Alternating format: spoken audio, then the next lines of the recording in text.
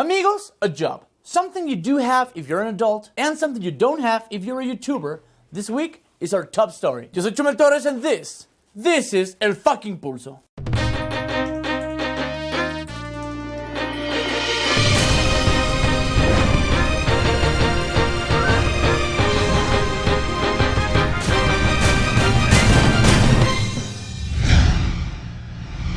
Do you hate your job? Well, welcome to the 70% of all Americans.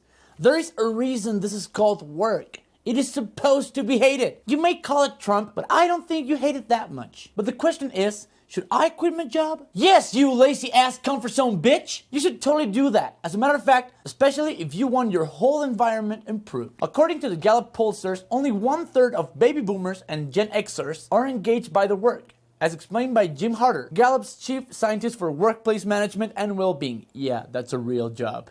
Well-being. They show up, they get their paycheck, and do their minimum required. Sounds familiar? I bet it does, you self-entitled coward. This situation exacts a toll on more than just productivity. They have found that, compared with engaged employees, actively disengaged workers of all ages are far likelier to report stress and physical pain. So that pain in the back of your head, it may not be from you getting a divorce alone. It may be your dreams telling you that you just became a fat bastard that eats a family-sized bag of Doritos a day. Employees of all generations are unhappy at work, but those in midlife are slightly unhappier, and for different reasons. And guess what? This time, it's not their marriage. I mean, it's not only their marriages. Harter says they are particularly likely to complain of feeling locked into their careers. But is it time to throw everything away and start a Rio Speedwagon tribute band? Not so fast, cowboy. If you have higher education, you will have higher pain. As found in this study, highly educated people may have higher expectations and may therefore find career disappointments more bitter. But quitting school is also not the answer, unless, of course, you're planning to become the next Kardashian. So, why is this so frustrating? Is it because you just found that all your college education is worthless? Yes, and obsolete, but that's not the thing. Howard H. Stevenson, a Harvard Business School professor emeritus, tells us there's a difference between 20 years of experience and 1 year of experience 20 times. He said, people do the same thing and they don't grow. They don't face new challenges. And again, he's not talking about marital sex. Well, in a way.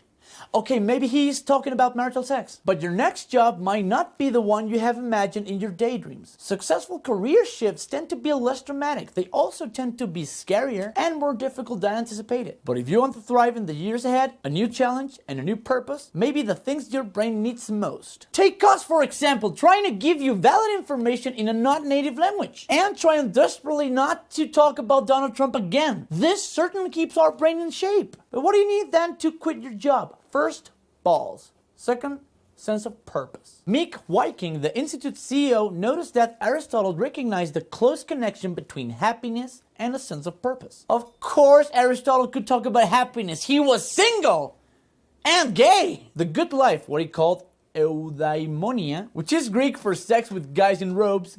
It's not an easy life, but rather one filled with meaning and striving toward a goal. In other words, to be happy, you don't need to be rich and famous. You need to be rich and famous and help people. So, in order to achieve happiness, you need to become Leo DiCaprio. The psychologist Erik Erikson, really? Can your name sound more false to anyone? Observe that at some point in middle age, a person begins to shift from investing inward, building a career, raising a family, buying a house, accumulating wealth and prestige, to investing outward and creating a legacy. I have just found the same conclusion by watching Breaking Bad. Think about it. I'm not wrong at all. But shifting your career path in the midlife is not that easy. Researchers have found that some of your cognitive abilities, in particular processing speed, begin to decline in your 20s and 30s. This is even worse. The middle-aged brain even turns its singular advantage, our experience, against us. This phenomenon is called interference, which is a nice way to say that your brain is actually a dick. Studies of rats have shown that learning an unfamiliar task preserves new brain cells in the hippocampus, an area of the brain key to making and retaining memories. Knowledge sure means power. Try to remember that. At least try to remember the hippocampus thing the next time you forget your anniversary, or your wife, or your way home, or your name. As Tracy J. Shores, really? Are those people real? Jay Shores, a professor of neuroscience at Rutgers University. Rutgers. Really? That sounds false as well. Says, it has to be difficult. It has to be engaging. If something is really simple to learn, it's not enough to save those cells from death. So it's not that easy task, baby, okay? You have to go for it. Really look for the cells, not to die, okay? Do it the hard way. I like it the hard way. From El Pulso, we encourage you to quit your job, but not only your job. Go further. Quit your family, your hometown, your mom and dad. Quit everything, because if Donald Trump wins this election, you'll be doing that anyway. Well,